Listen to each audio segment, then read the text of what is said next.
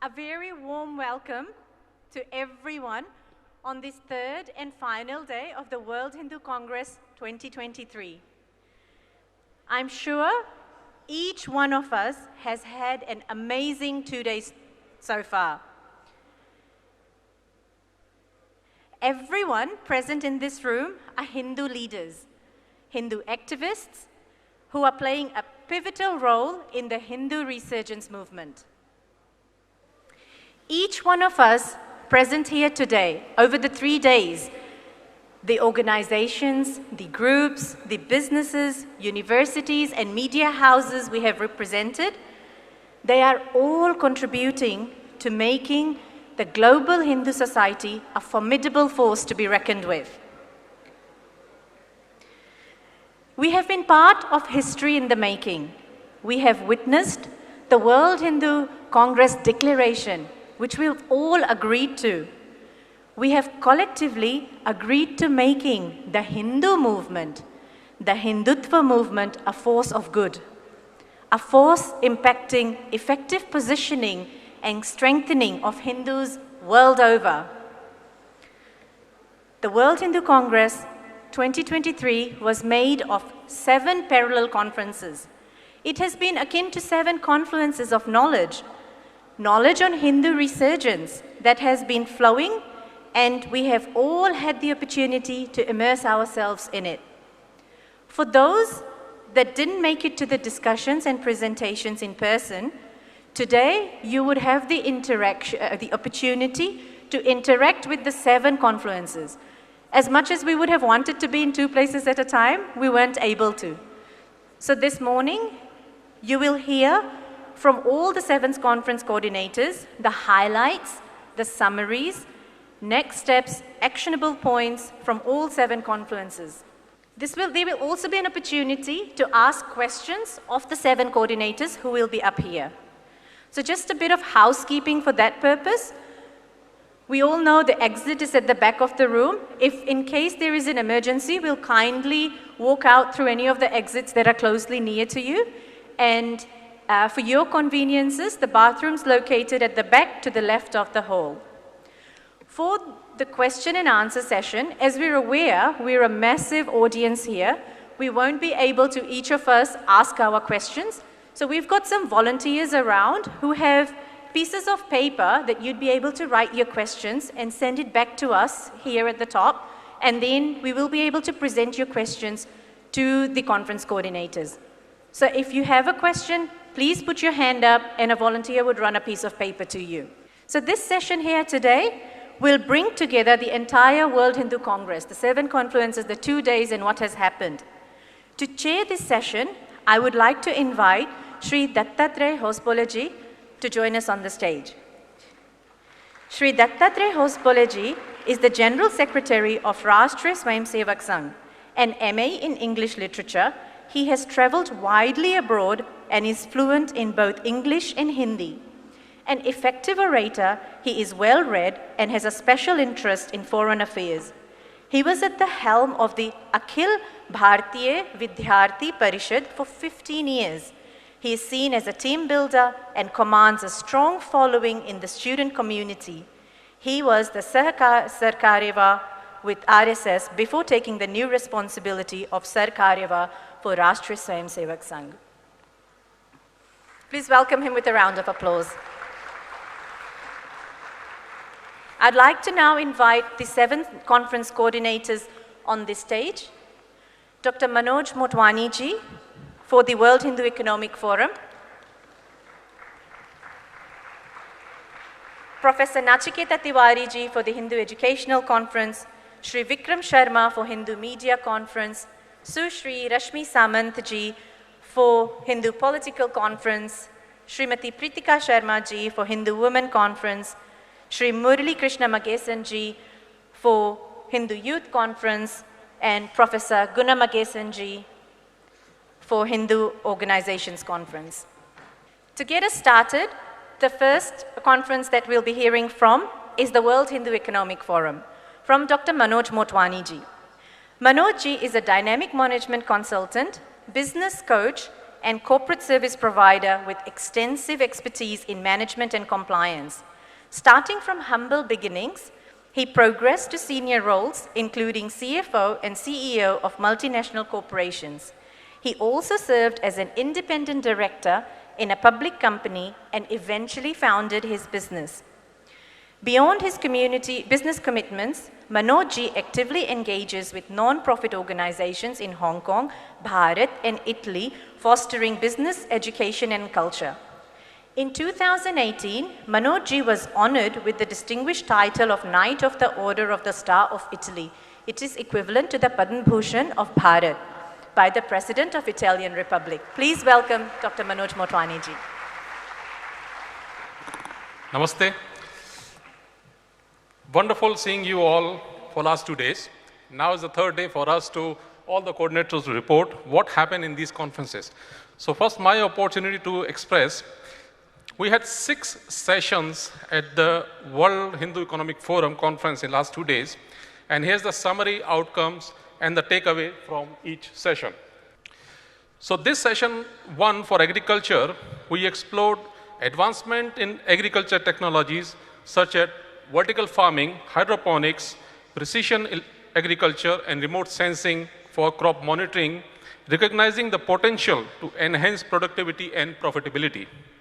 We discussed opportunities for trade and investment in agriculture, focusing on economic growth through exports and strategies for maximizing productivity in the global market, while supporting the small-holding farmers.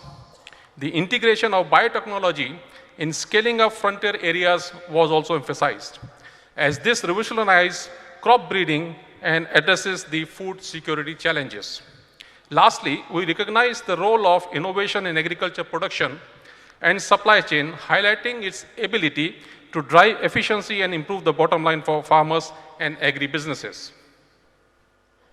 The takeaway from this conference for agriculture session, to use the modern technology to enhance the productivity, collaboration towards the knowledge for good agriculture practices, tracking natural resources and their degradation, maintain the soil nutrient for better productivity, and transform to modern methods of technologies. Session 2 of manufacturing, we reflected on the potential of the ASEAN-Bharat alliance to establish an unparalleled production hub, revolutionizing global supply chains. We discussed how this collaboration is reaching new heights, fostering innovation and driving economic growth for regional prosperity. We delved into the growth opportunities in the manufacturing sector between Bharat and Thailand, revealing promising prospects for economic expansions. Finally, we explored Bharat's competitive edge in manufacturing and technology, highlighting its thriving sector, innovative strides, skilled workforce, favorable business climate, all contributing to Bharat's global prominence in the technology-driven industries.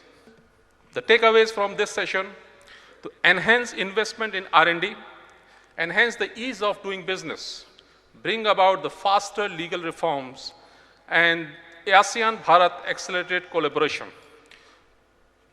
Session 3 about funding.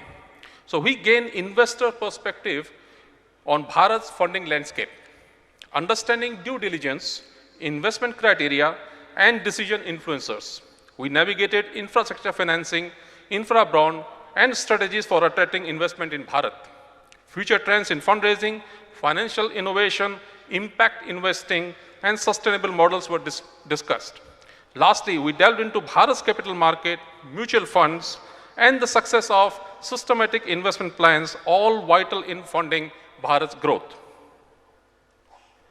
The takeaway from this session: to curate your ideas to successful business plan through mentorship, bring in more options for funding, create sustainable business for green funding, and popularize various options for the startups. Session 4, we discuss about healthcare. Here we delve into the impact of medical technology advancements on healthcare and unique opportunities and challenges of medical device manufacturing in Bharat. We address the need of cost-effective health infrastructure in countries like Nepal and explore the strategies for enhancing healthcare accessibility. We have examined the synergy between medical tourism, Ayurveda, and Bharat, discussing its global impact. Lastly, we highlighted the transformative potential of doorstep healthcare services and the opportunities they present for equitable healthcare delivery. The takeaway from this session, to create healthcare facilities closer to the consumer for success. Policy reforms for enhancing Bharat as medtech production hub. The create the structure which can provide affordable healthcare and enhance the acceptability of traditional medicines through policy reforms for Ayurveda.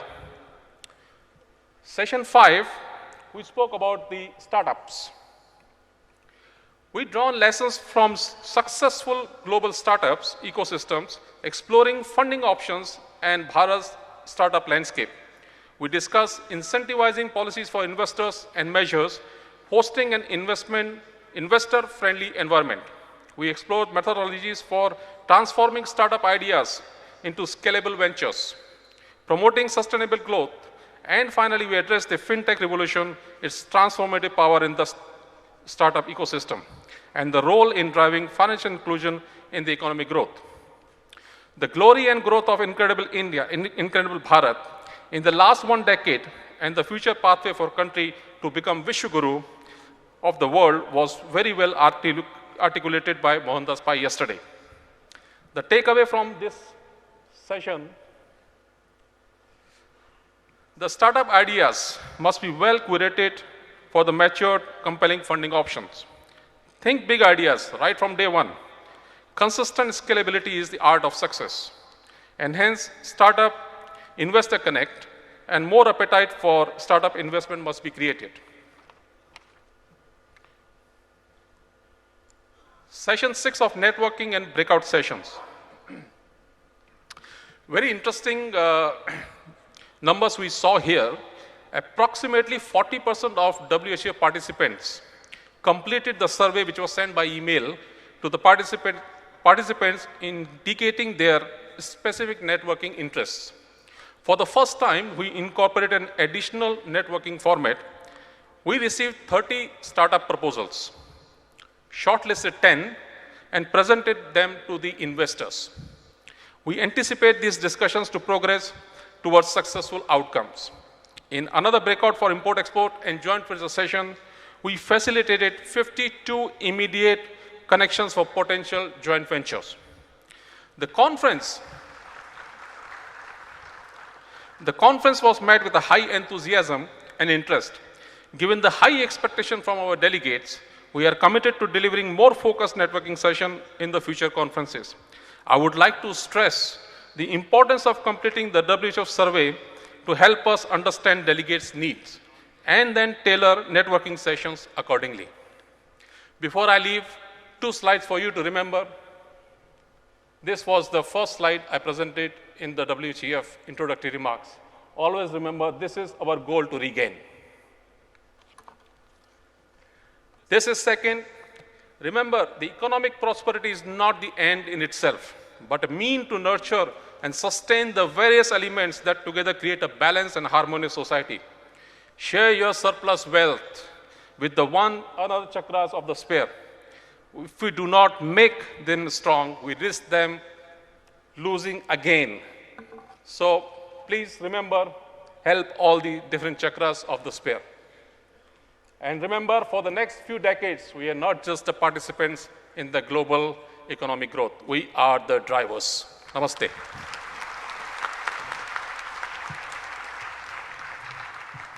Dhanyavad Manoj ji. Next up, we will hear from the Hindu Education Conference, and for that, we have the coordinator, Professor Nachiketa Tiwari ji. Professor Nachiketa Tiwari ji is the coordinator of the Hindu Education Board, World Association of Hindu Academicians, and Hindu Educational Conference. He is currently heading the Department of Design at IIT Kanpur. Professor Tiwari ji has steered the design and launch of MA in Hindu Studies and program at over 25 universities across Bharat. He's also participated in several implementation of policy documents on Bharat's higher educational system that he developed in Bharat's NEP. He serves on several national committees, including those related to NCERT, Technical Terminologies, and UGC. He also serves as the Visitors Nominee Selection Committee for 30 plus NITs. In the past, he has served as Visitors Nominee on BHU's Executive Council. Please welcome Professor Nachiketa Tiwari ji. The Hindu Education Conference, as all other conferences, there were 6 sessions. The session themes were Hindu art, politics and ideology, because we have seen that over last several decades, and in some cases over last 200 plus years, a lot of Hindu art forms, dances, music, paintings, they are slowly becoming de-Hinduized. They are getting de-Hinduized. For instance, Kathak we today see only as, very strong influence of the Mughals. It has been mutilated, and the original shape of Kathak can be seen in very limited forms across the world. We are seeing same trends or similar trends in context of Bharatnatyam, Odissi, Kathakali, in contemporary times. There are very strong urges to Christianize those art forms and de-Hinduize these art forms. So there were highly acclaimed specialists in these art forms who are also scholars who came and talked about these and to raise the sensitivity bar on these things. So this is just the beginning of the conversation, and as we move forward, we will take this agenda item further and figure out approaches how these art forms can be re-Hinduized aggressively. The second theme was quality education in growing economies. Especially in context of Bharat, most of the education comes from the private sector.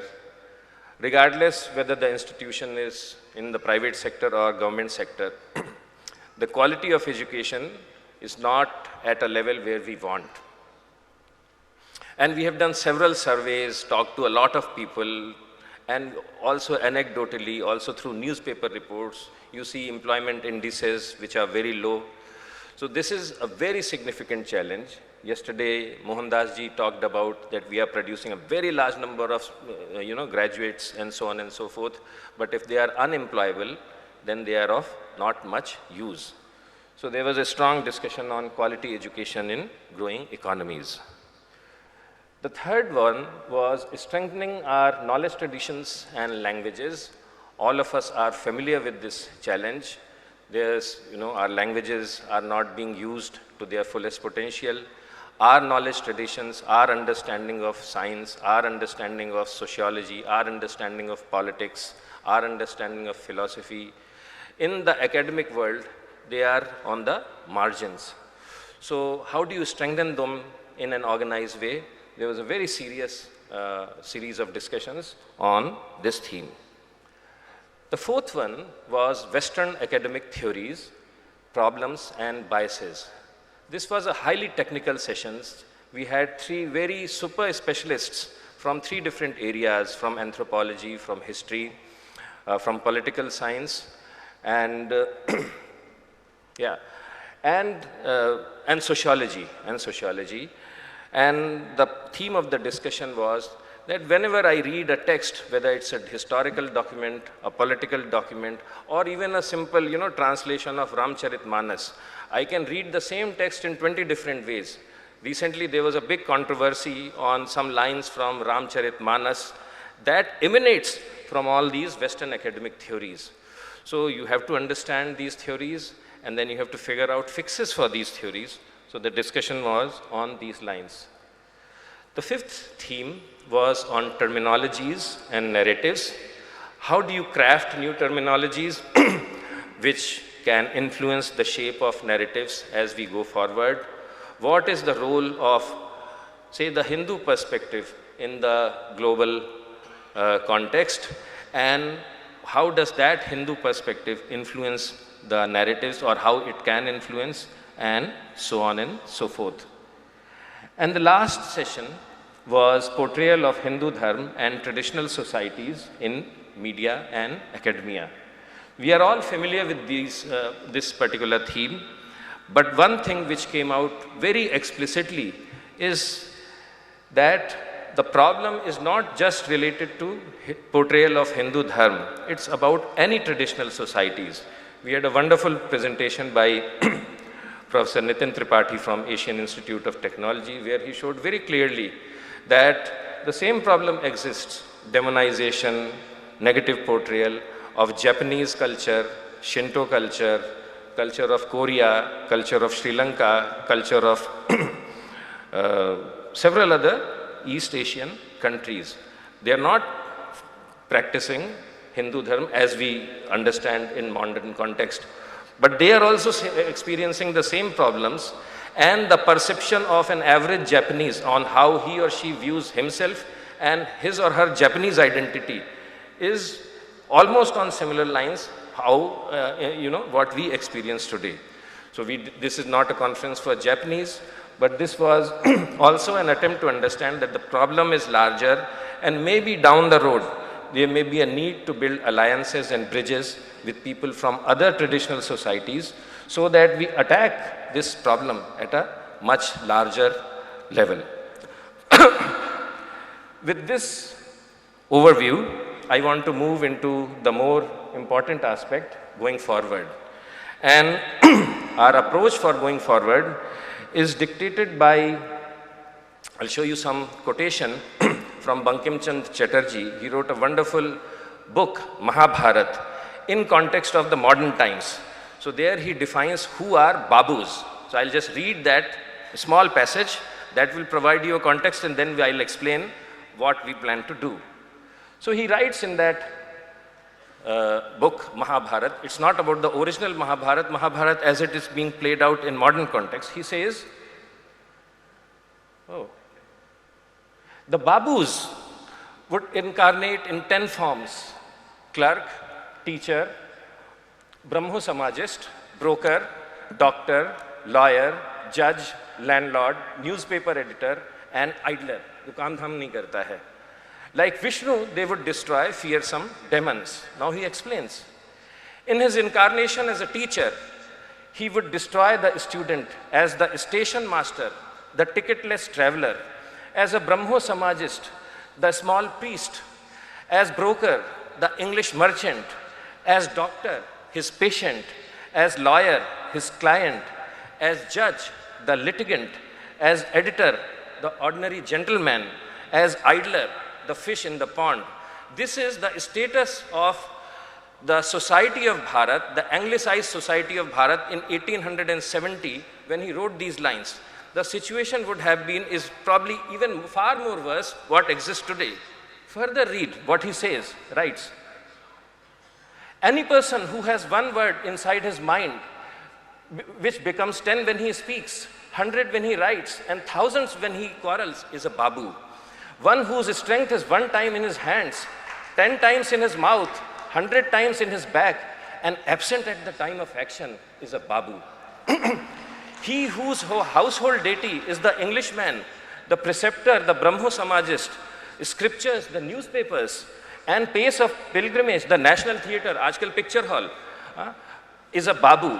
One who gives himself out as a Christian to the missionaries, as a Brahmo to the Keshav Chandra, a Hindu to his father, and an atheist to the Brahman beggar is a Babu.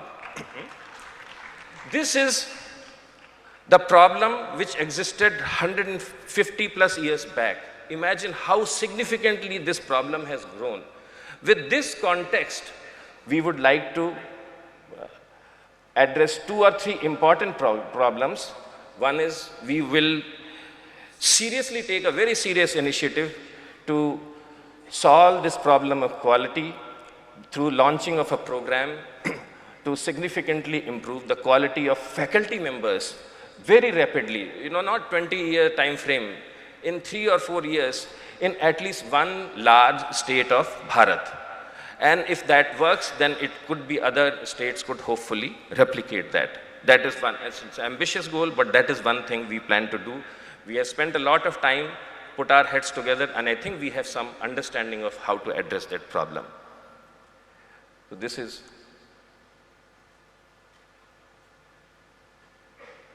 the second one is we would like to strengthen our knowledge traditions and languages. We want to get rid of this Babu-ness, which has creeped into all our psychologies, and we want to address this at a very fundamental level. Oh, sorry, this is...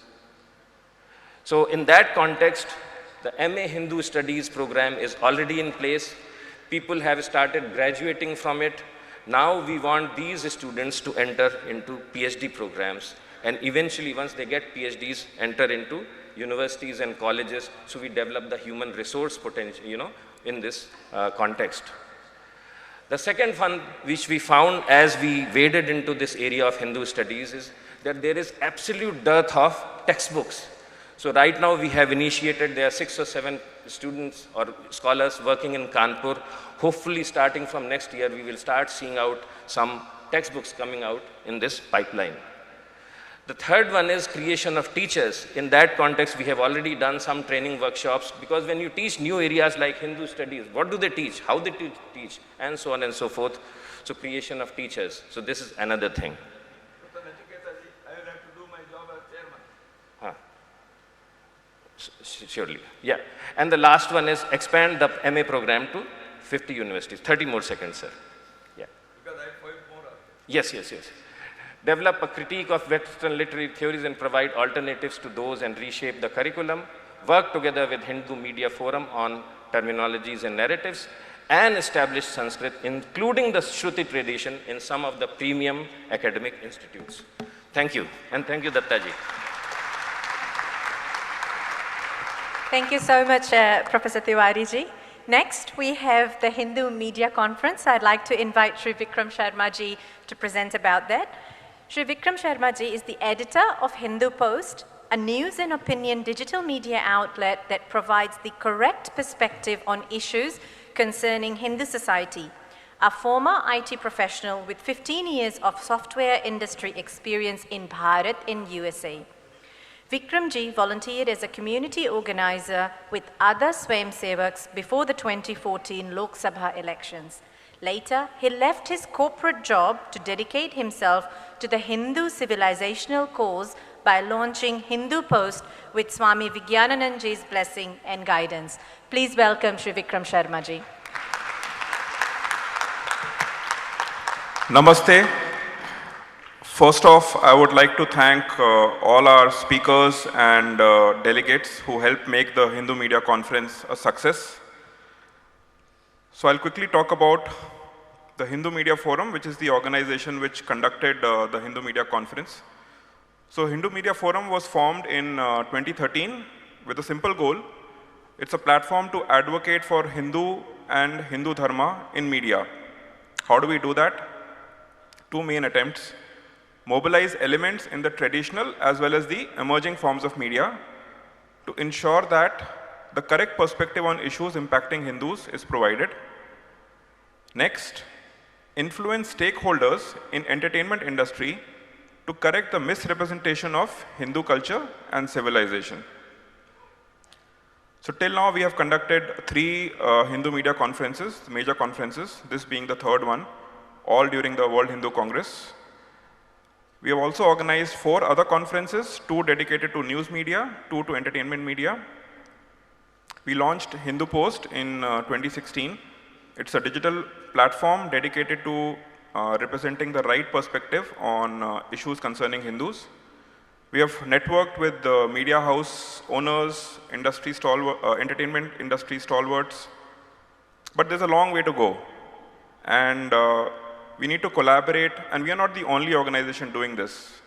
So we need to collaborate with all like-minded organizations, all the content creators, and we have an ecosystem that has come up in the last 5-6 years. So there's a lot we can do if we work together. And our mantra should be collaborate, disrupt, capture. A lot of the institutions which are today working against us have been funded with our own money, with taxpayer money. So we cannot give up on them. We have to take them back. So the goal is to move the Overton window, and we have seen that happening in the last 10 years.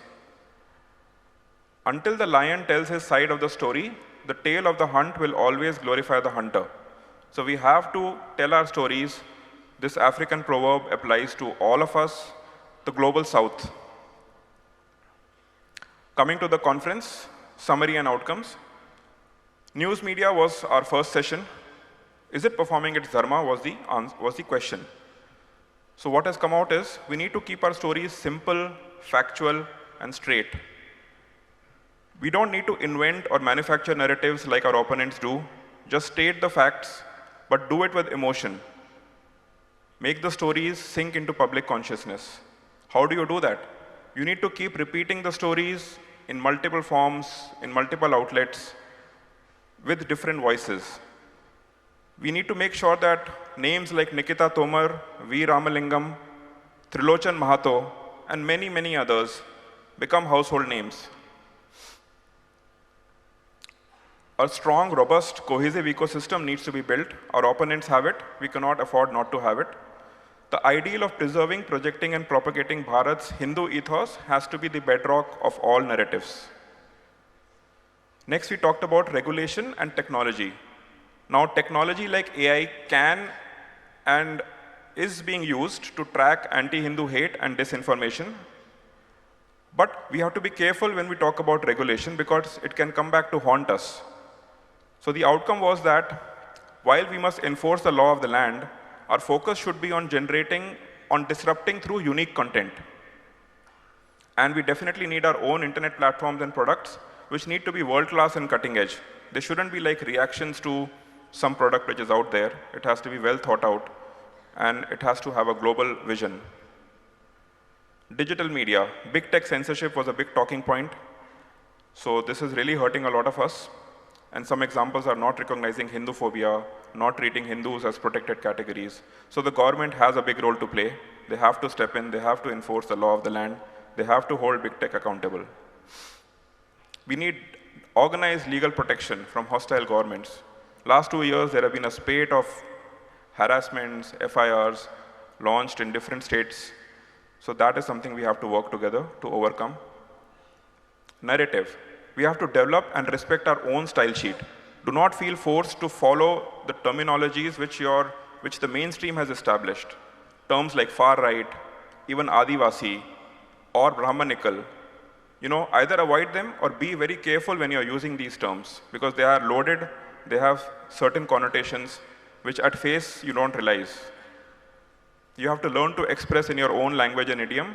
I know it's paradoxical because I'm talking in English, but I hope this is a part of a decolonization journey, and as we go along, hopefully we will all be able to talk in Tamil, Hindi, Kannada, using technology to understand each other.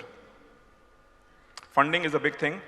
We have to find new monetization techniques and lessen the dependence on big tech. Hindus should directly support their favorite narrative builders.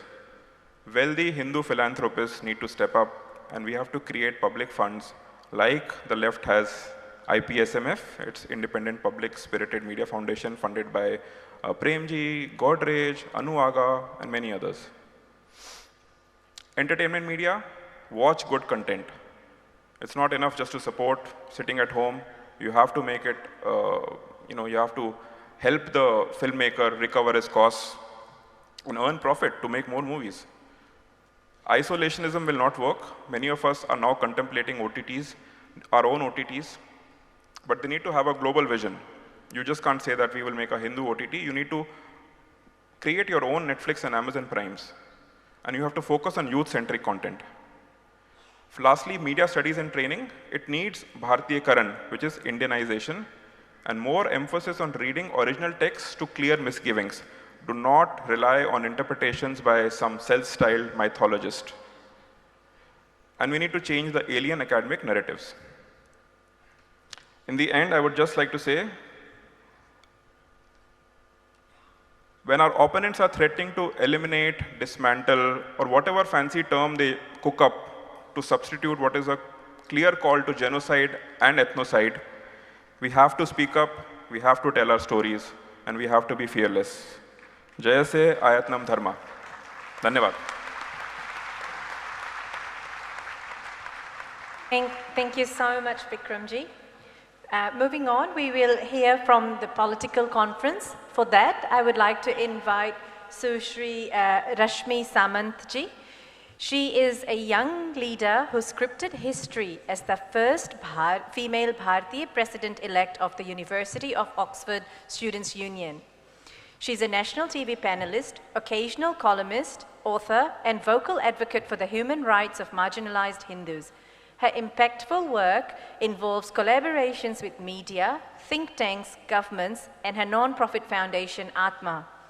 Her debut book, A Hindu in Oxford, remarkably achieved bestseller status within a mere 12 hours of its announcement. Please welcome Sushri Rashmi Samant ji. Namaste. Namaste. That's more like the Hindu community I've come here to address. Today, the Hindu community is over 1.2 billion people in about 190 different countries.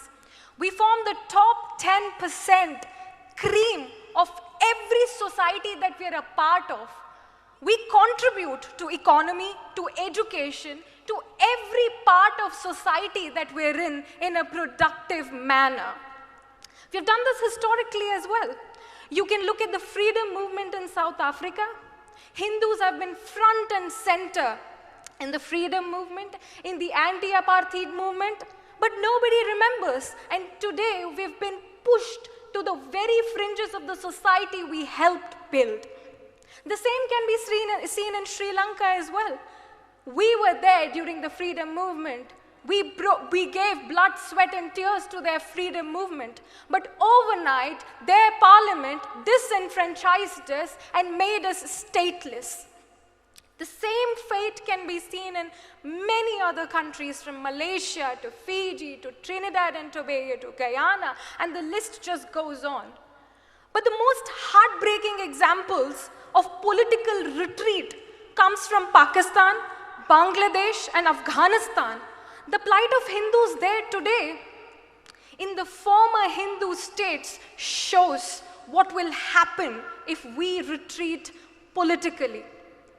And because politics is important for the continuity of Hindu Dharma's survival, the World Hindu Democratic Forum was founded with the vision to create an ecosystem which can inspire, motivate, support, fundraise, bring in the volunteers, elect, nominate, and put their candidates in positions of power. And not just that, to ensure that generations after generations, there are Hindu politicians in positions of power to maintain that continuity. We have incredibly talented Hindus everywhere in the world. They're so talented that despite an ecosystem, they have come up, and they've come up to the highest positions of power. But once their political era ends, that's it. It ends and it fizzles out. We can see in Trinidad and Tobago, we come in and out, and there are spells, long spells, where we have no political representation, and the state of our community goes up for a toss. That is why having an ecosystem is very, very important. With that as the central intent of this conference, we curated 5 specific sessions to ignite strategic intent, strategic political intent within our community. And I'm very, very proud to announce that we had active politicians from every continent of the earth, except for Antarctica, participate and speak at our conference. Over the course of 2 days, we discussed how we can synergize a Hindu ecosystem in every country where we have presence that can inspire, fundraise, support, bring together volunteers, bring the media together, and ensure that our politicians are not on their own in their political journey.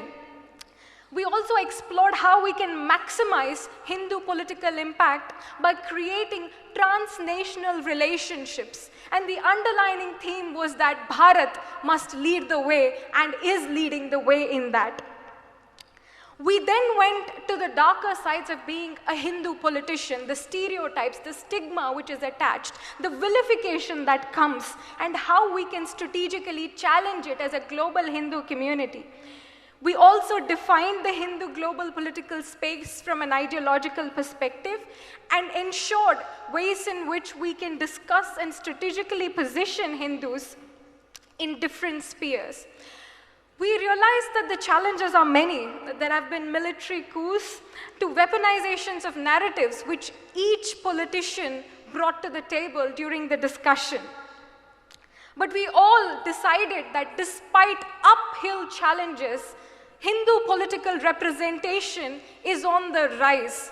Today we have a British Prime Minister who says that he's a proud Hindu, and not just that, that his Hindu faith guides him in his office as the Prime Minister of the United Kingdom. Today we have an American politician running for president whose Hindu identity is front and center of his campaign. How wonderful is that? On that note, I would like to remind you all that apathy towards politics has happened to the best of Hindus. It even happened to Arjuna. He said that during the war of Mahabharata, on the battlefield of Kurukshetra, he was almost on the verge of giving up arms. He thought that this entire political space was irrelevant. He was illusioned, like we are today. It took the entire Bhagavad Gita, the spirit of Bhagavad Gita, and Bhagwan Krishna to awaken him and to do him away with that illusion. In the end, Arjuna said, Nashto moha smritir labdhava. He realized that we need to do away with the illusion that politics is irrelevant. I would like to request all of you to stand up and repeat after me loudly so that we shake the foundations of this exhibition center. Can we all stand up, please, and repeat?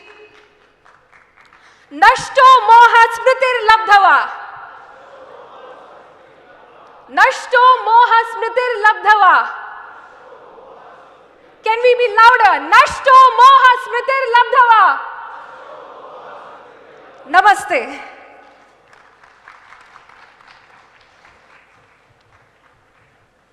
Thank you so much for that, Rashmi ji. Next up, we will be hearing from the Hindu Women's Conference. For that, I'd like to invite the coordinator, Srimati Pritika Sharma ji. Srimati Pritika Sharma is a fourth-generation Hindu residing outside Bharat. She has an undergraduate in applied science and postgraduate in public policy. She currently works as prevention program facilitator at Child and Family Focus, Inc. She has held various roles for women advocacy, including health promotion advisor at Auckland Regional Public Health Services, being a trustee of the Asian Women and Family Trust in New Zealand, the facilitator of the Ethnic Women's Leadership Network in New Zealand. Formerly, she was the Joint General Secretary of Hindu Council of New Zealand and a founding member of the Hindu Youth Activities, the Hindu Youth Network in New Zealand and Australia. Please welcome Srimati Pritika Sharma ji. Namaste. The Hindu Women Conference focused on the 4 key areas that the World Hindu Congress focuses on: media, education, economy, and politics. The purpose for Hindu Women Forum to focus on these key areas is to put a woman's perspective and a woman's view forward, because that is the 50% of Hindu society. The Hindu Women Forum aims to provide encouragement and support for development of leadership qualities within Hindu women so they can assume leadership positions in the Hindu resurgence and renaissance. Our mission is to restore focus on Hindu issues around the world by building supportive sisterhood that will be rooted in the transformation of the heart of Hindu culture, civilization of the global Hindu renaissance. There have been 3 previous conferences held. The 4th one was held over the last 2 days here in Bangkok. And one of the key outcomes at the conference 2 days ago was the launch of Hindu Women's Entrepreneur Network. With extreme excitement and happiness, special invitee Chaya Nanjappaji, in the presence of Mananiya Shanta Akkaji and delegates at the Hindu Women Conference, launched the Hindu Women Entrepreneurs Network. the acronym HWEN. This is a platform for peer support network which will be integrating micro and rural enterprises and empower economic growth through volunteering. We've got some photos from the launch. The conference also discussed other topics like women in academia.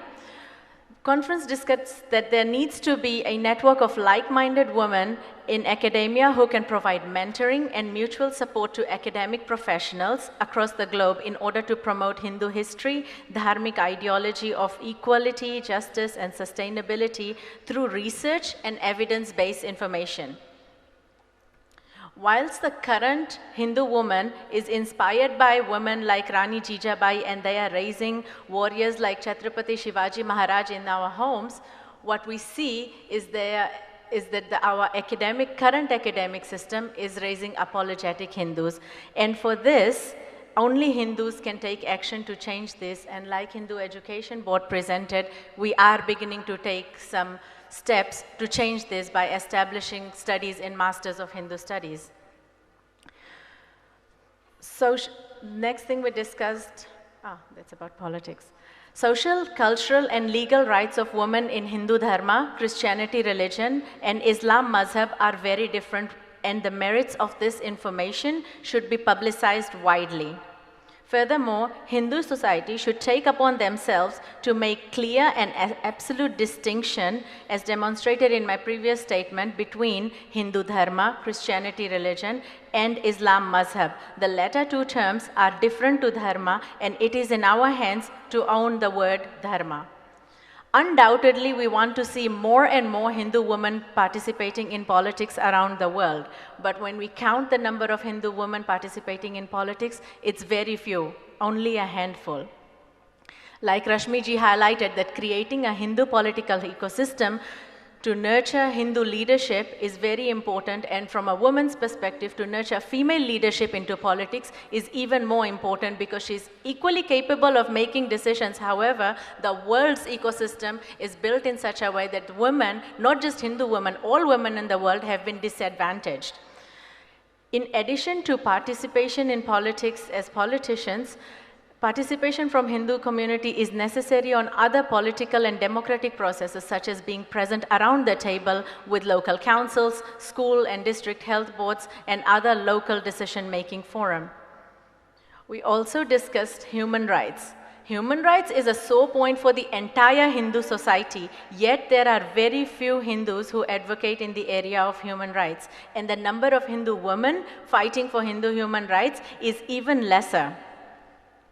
And the irony is that women are overrepresented in the adverse impact that religious bigotry and global terrorism has had in the world. The Center for Democracy, Pluralism and Human Rights highlighted at the conference about the issue of land grabbing, which is very important for Hindus to discuss. When Hindus have been beaten, abused, raped, butchered, and ousted from their homes, visible as refugees, visibility of refugees is still seen. However, the issue of land grabbing is, especially in countries like Pakistan, Bangladesh, and Afghanistan, still needs to be highlighted more. Hindus have more to reclaim than we are just beginning to talk about. Grooming and conversion in the West especially target Hindu boys and girls equally. We need to have strategies to protect our children and provide support to those who have become unfortunate victims of our enemies. Large number of Hindu women are targeted for love jihad, and again, we as Hindus have few means of protecting our own and supporting our own. We have to provide training, support, and mentoring for more Hindu women to participate in human rights discourse. To expand the idea of what it means to be a woman, no matter where she is in the world, irrespective of her religious affiliation, color, and social status, the Hindu woman aims to promote the idea of highest respect for women globally. Namaste.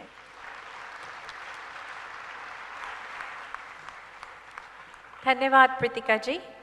Next, we will be hearing from the youth stream. the young people who have had a very strong voice during this conference. For that, I would ask Shri Murali Krishna Magesan ji to please present. Shri Murali Krishna Magesan ji is a BE Honours in Electrical and Electronic Engineering from the University of Auckland in New Zealand. He has worked in the product development sector in New Zealand and is currently a product owner at Fisher & Paykel Healthcare. He is a coordinator for Hindu Students and Youth Network and president for Hindu Youth New Zealand. Murali ji is in the process of establishing a Hindu video game studio with a diverse skill set spanning engineering and business, and his commitment to serving the Hindu community. Murali ji looks forward to contributing to this Hindu resurgence. Please welcome Shri Murali ji.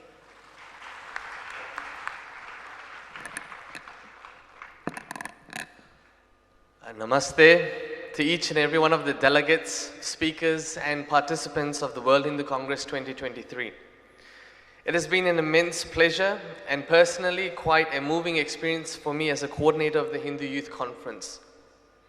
The Hindu Youth Conference is conducted by the Hindu Students and Youth Network, and the aim of the network is to serve as a catalyst to initiate synchronized action and effective networking for all Hindu students and youth organizations that are currently active in their countries or states to share their experiences and learnings to connect and support one another. It is a platform for Hindu youth, by Hindu youth, to build leadership capabilities in young people, enabling them to reach their full potential in multidisciplinary areas.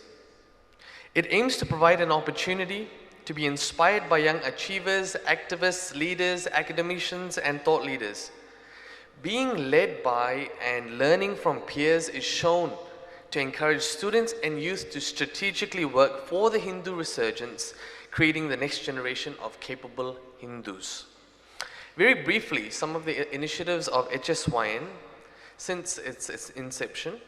We've had 5 World Hindu Youth Conferences taking place in places from Bali to Chicago to Mumbai, Bharat, and most recently in Bangkok. HSYN has also run the inaugural Hindu Yuva Milan in Chinmay Tapovan in Sidbari, Himachal Pradesh, with the gathering of students and youth from various Hindu organizations from around the world, with the aim to connect, build relationships, and while carrying our individual uniqueness, realize how to operate with the larger Hindu identity in the areas of influence and impact. Of course, in addition to this, the network facilitates training initiatives on streamlining organizational processes within Hindu youth organizations, building efficiency, Karyakarta training and retention, learning how to create a robust secretariat, and initiatives to make a sustainable organization, be it funding or resources. It plays a key role in coordinating and amplifying youth initiatives around the world. But I want to bring it back here to the World Hindu Congress.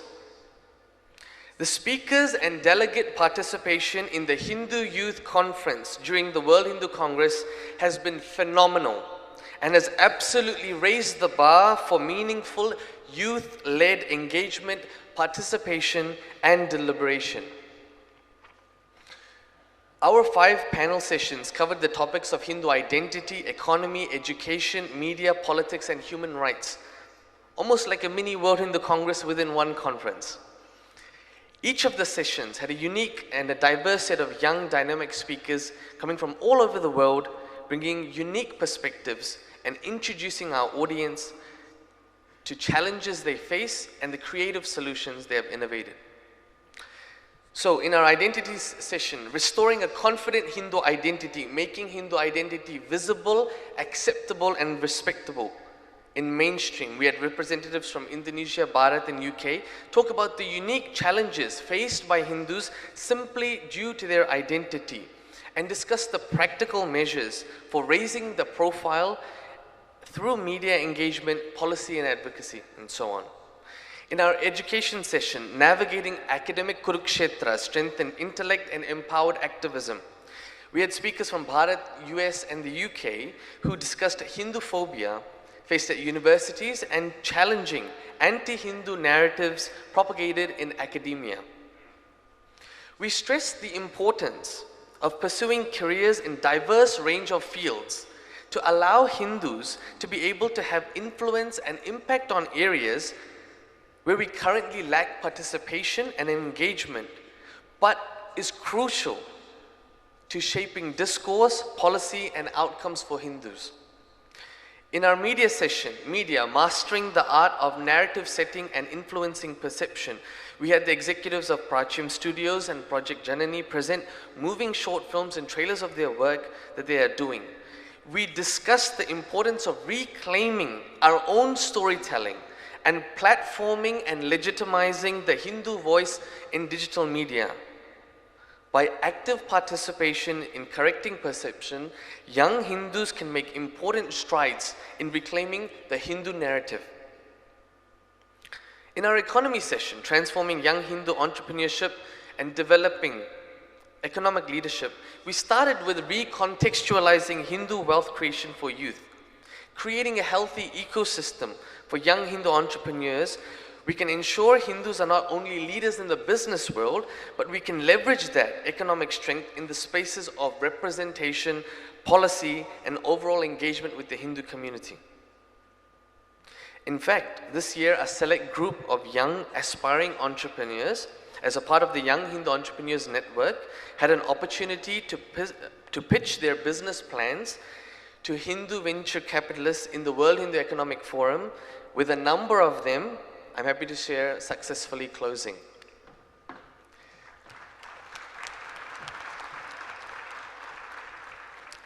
In our Politics and Human Rights session, Elevating Hindu Leadership and Advocacy, Rights, Democracy and Empowerment, we discussed the need for Hindu leadership and representation worldwide, especially outside of Bharat, where Hindus are contributing significantly to the societies they live in, but are underrepresented in the political sphere. We also discussed the importance of leveraging democracy for advocacy in order to prevent Hindu human rights violations, noting that the result of an apathetic Hindu society leads to genocide. During the question and answer, I was pleasantly surprised by the depth and foresight of questions that were being asked by our young people. One of the participants inquired, how can Hindus living in Western democracies support young Hindus in Hindu adverse countries? The speaker responded, we are a minority in our country. We do not have the luxury of being able to be visibly Hindu in the mainstream due to repercussions and challenges. However, if we know that all of you outside will have our back and be the extension of our voice, we will have the confidence to raise the visibility of our own Hindu community in our country. It was one of the first times I saw live in front of me young Hindus clicking with the idea of a larger Hindu identity and not being limited to just country, linguistic background or community. It was that sense of kinship and brotherhood of you mess with one Hindu, you mess with all of us.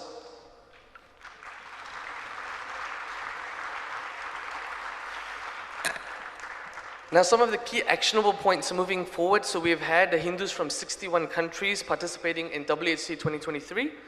And so a number of Hindu youth organizations have approached us and wanting to be a part of this network. We are providing mentorship and internships to youth who have expressed their interest in various fields, so they have an accessible pathway into spaces like media, journalism, filmmaking, active politics, and entrepreneurship. We'll be looking at coordinating efforts of amplifying individual or country-based activities for a larger global presence. We've done this before, examples such as Hindu Commencement and World Bindi Day. There's a plan for another Hindu Yuva Milan to take place in the near future, and as well as strengthening the Young Hindu Entrepreneurs Network. I definitely acknowledge there is a lot to do, but I'm very confident in my peers that they will rise to the occasion, they will organize themselves to shoulder the responsibility, lead, taking everyone along to emerge victorious. Namaste.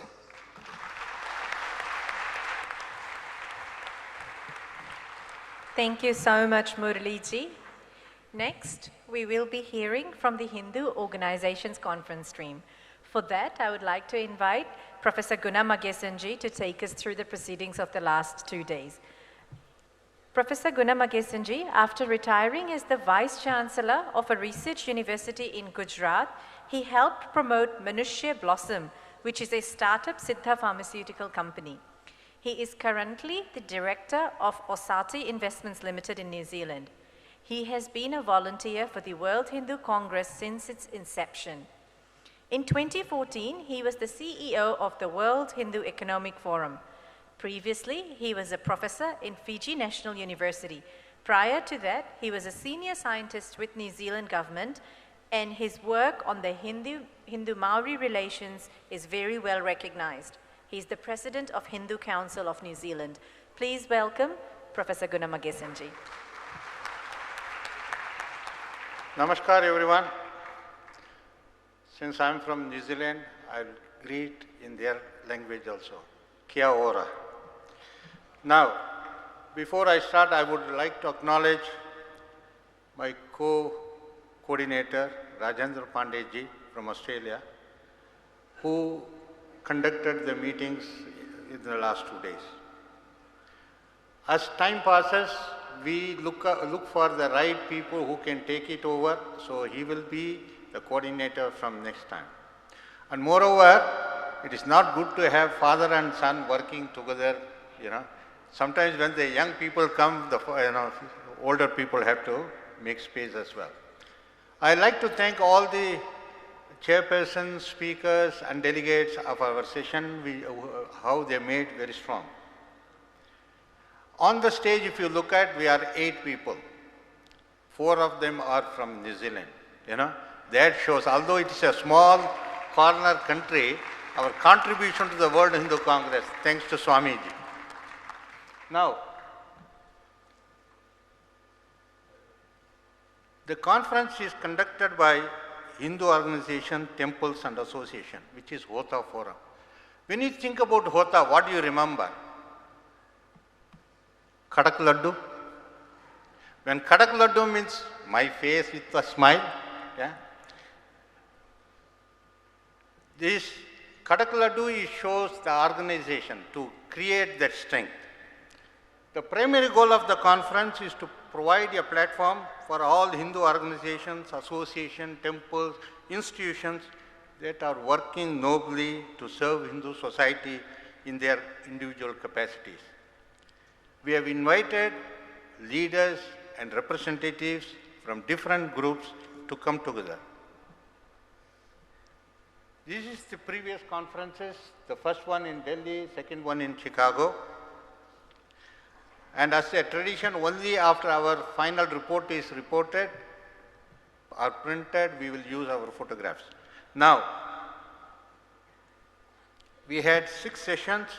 Swami Vijnananji always says,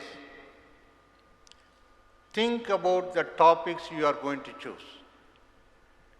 Look for the right people who can speak on those topics. Your job is done. That is exactly what has happened with Hota conference.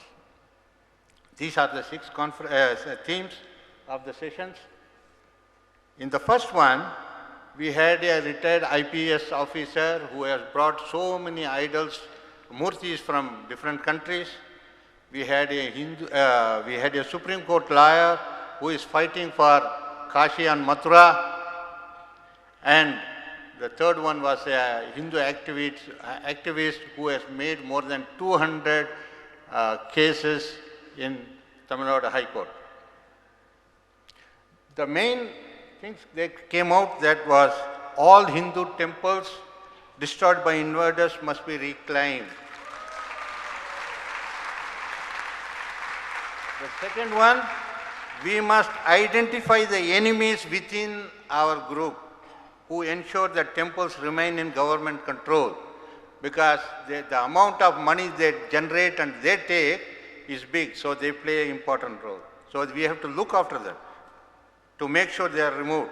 The third one is central government must issue necessary government orders to ensure all idols are registered and make necessary amendments to ensure idle thieves do not escape law. In the second session, we had very interesting topics. Gita Parivar, which has created so many teachers through online training and certification. I think similarly other organizations should be encouraging to create more teachers. The second one was Arsha Vidya Samaj. They have saved more than 7,000 girls from trap of love jihad, and you would have seen a movie called Kerala Story. The Kerala story comes from here. The third one is Gayatri Parivar. They have strategies. If their ideas can be implemented in others, that would be really great. Because of the time, I'm running fast. So this session was very interesting because all the speakers in this session were not born Hindus. One Swamiji looks after South America, another Swamiji looks after from Africa, he looks after from Ghana, looks after all Africa.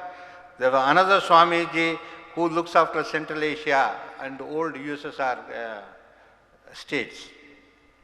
They say there is a great appeal for Hindu spiritual wisdom, although there are difficulties, but this is an encouraging sign.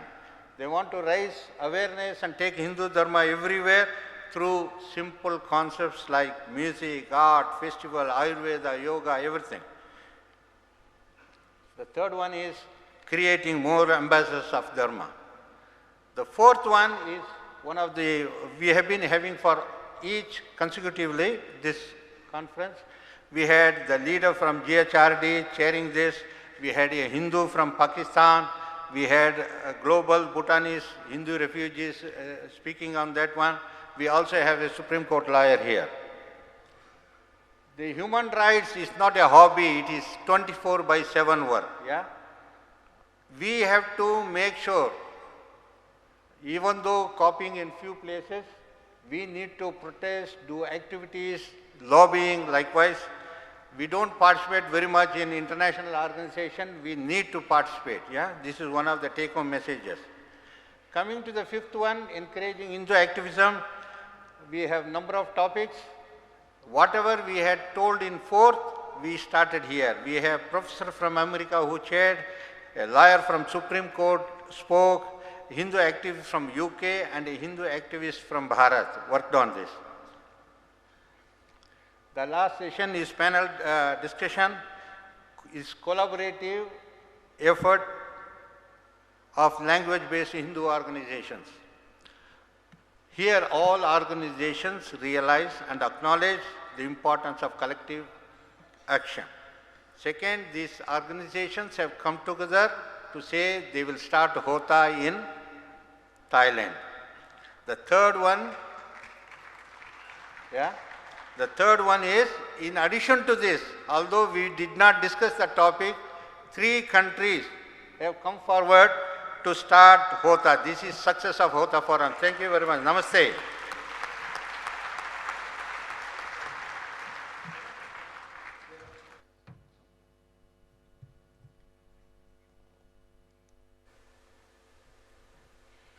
Thank you so much, Gunaji, for sharing about your confluence as well. So in addition to these 7 confluences, we also had poster presentations. I'm aware that a number of you have attended this conference, this World Hindu Congress, and prior to that as well, you have been interested in wanting to present and participate and present forward the wonderful work that you're doing for the Hindu cause. Unfortunately, because of the space, it was not, you perhaps did not have the opportunity to be a speaker, but you did participate in the poster presentations. So there are poster presentations still available in the hall directly opposite where we're coming in for registration. Please do go interact and have a look at that in your time. So because we're running out of time, we unfortunately do not have the time here today to do the Q&As.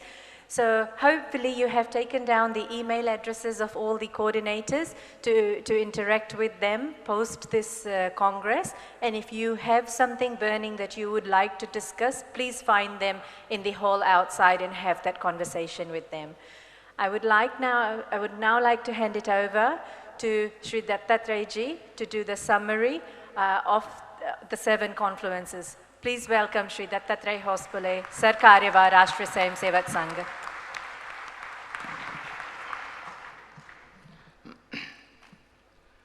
Namaste to all. We have heard the 7 coordinators who have wonderfully presented their summaries and outcomes of each parallel conference. And I know how difficult it was for them to put everything within 7 to 8 minutes, the time provided by the organizers. So I had to stop Nachiketa ji because he was encroaching upon others' time. So I'm sorry. As we all have heard, it's very lively, invigorating debates and discussions in the parallel conferences. And they have the wonderful ideas, passionate thoughts,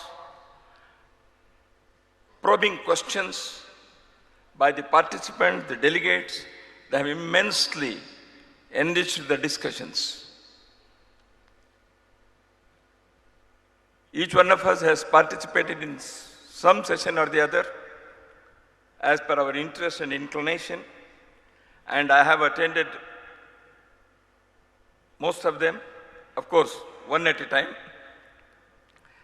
And the passion that the speakers presented, their ideas, and very innovative thinking, ideas, and on the basis of the deep study and research, many of them, and naturally they have kindled debate among the participants, and each session we all felt that the time is short. The question answers had to be cut short, as it happened now also. Now the churning is over. Manthan is over.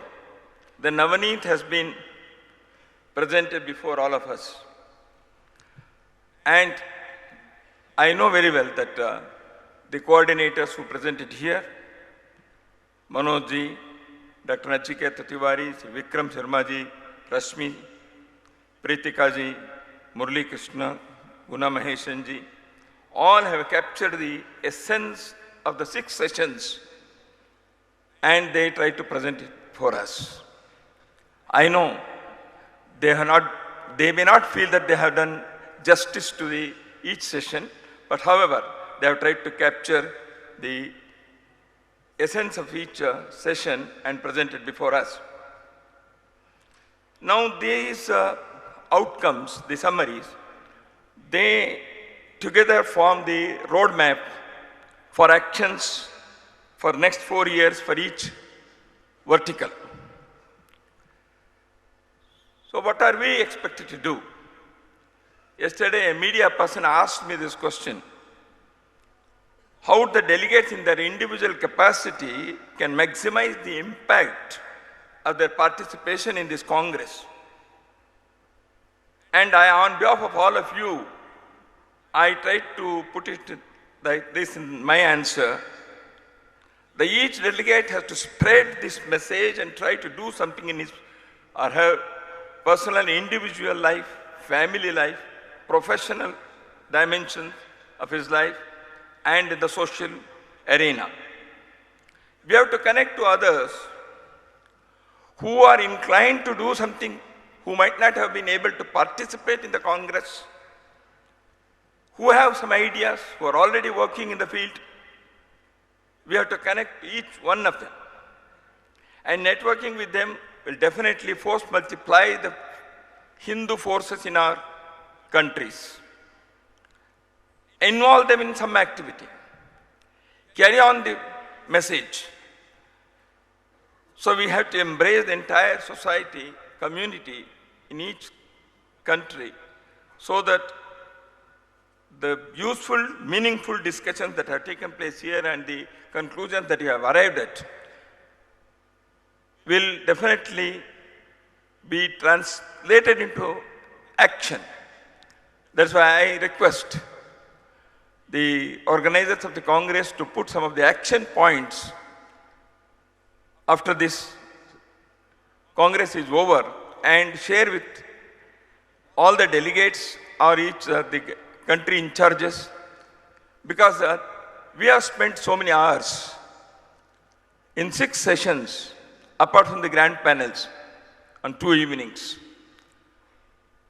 So much of light, so much of enlightenment, so much of knowledge, so much of inspiration. All these things we are carrying.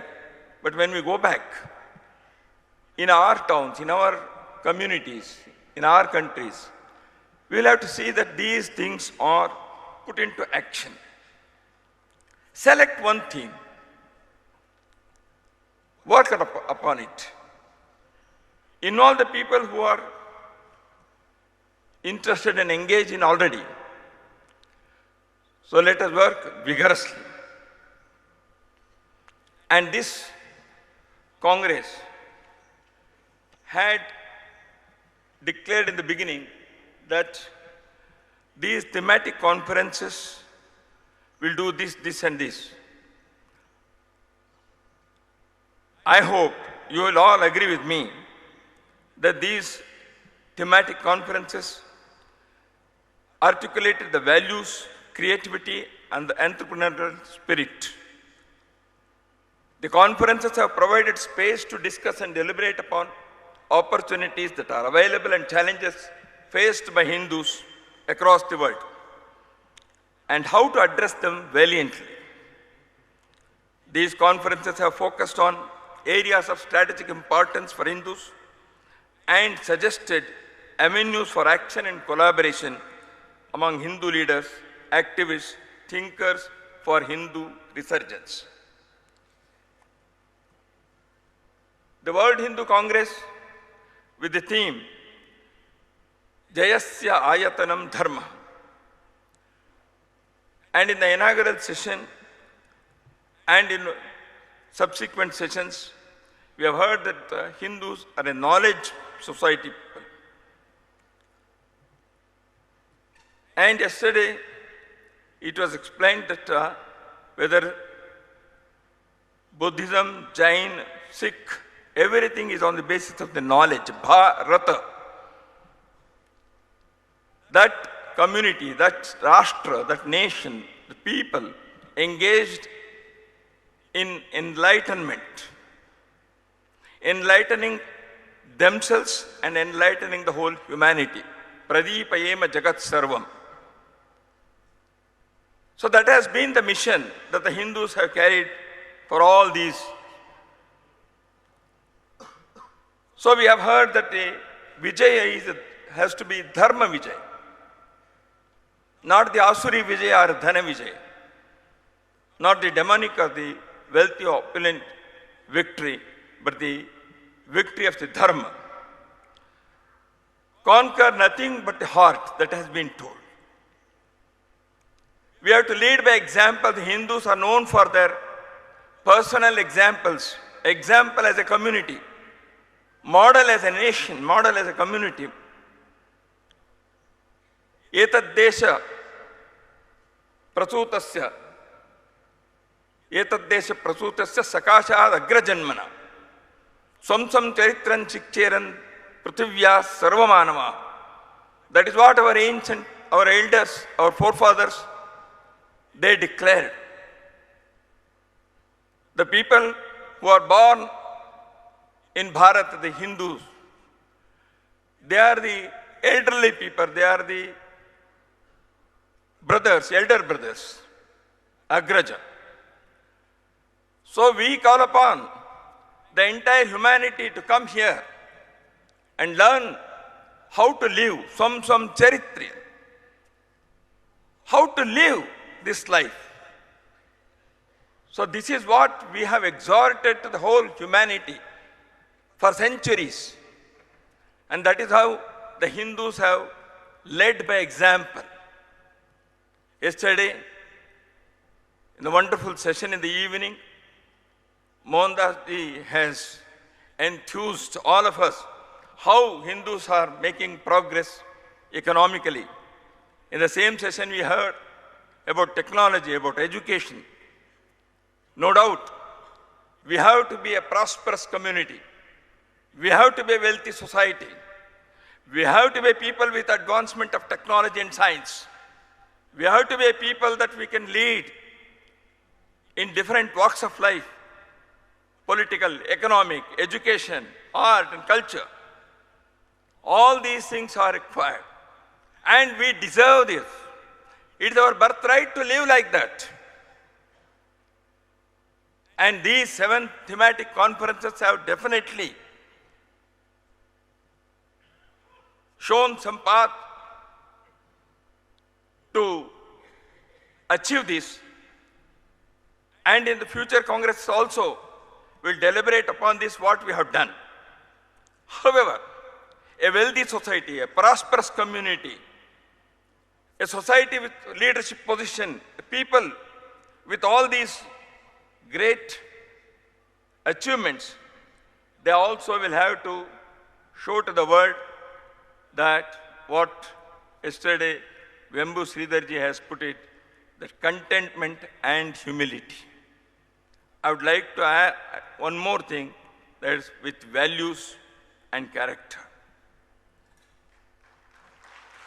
There is one Subhashit in Sanskrit. Ajara amaravat prajno vidyam arthancha sadayet.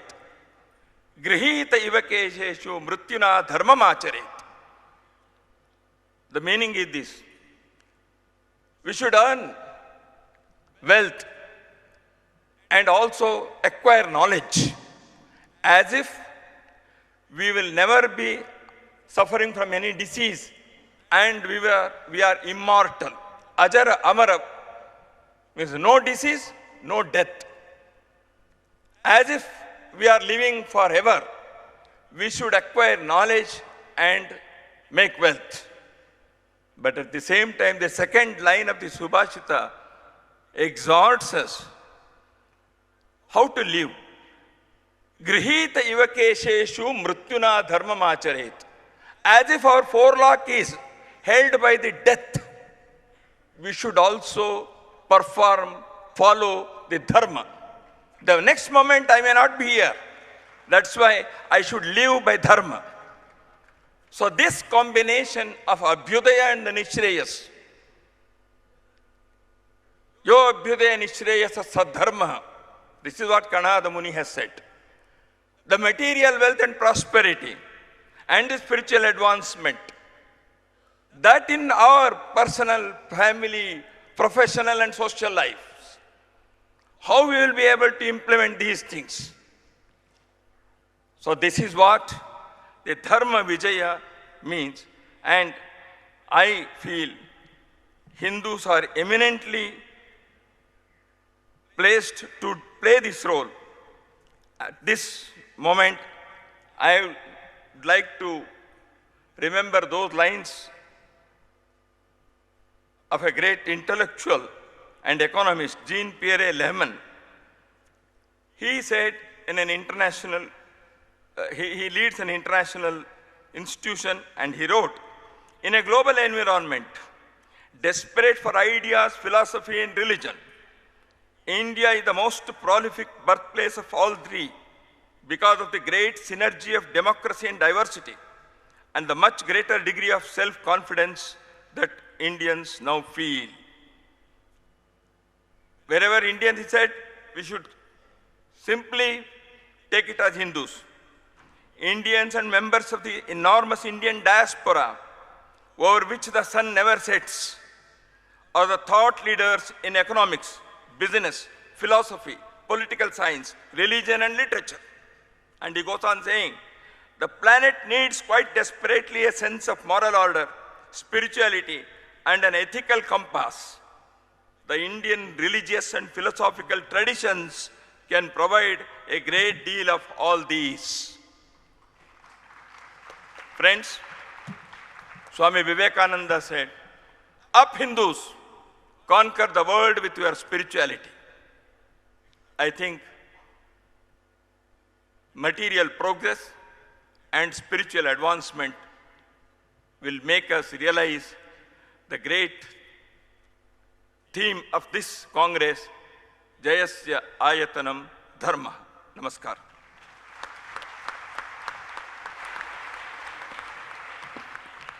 Thank you so much, Shri Dattatreya ji.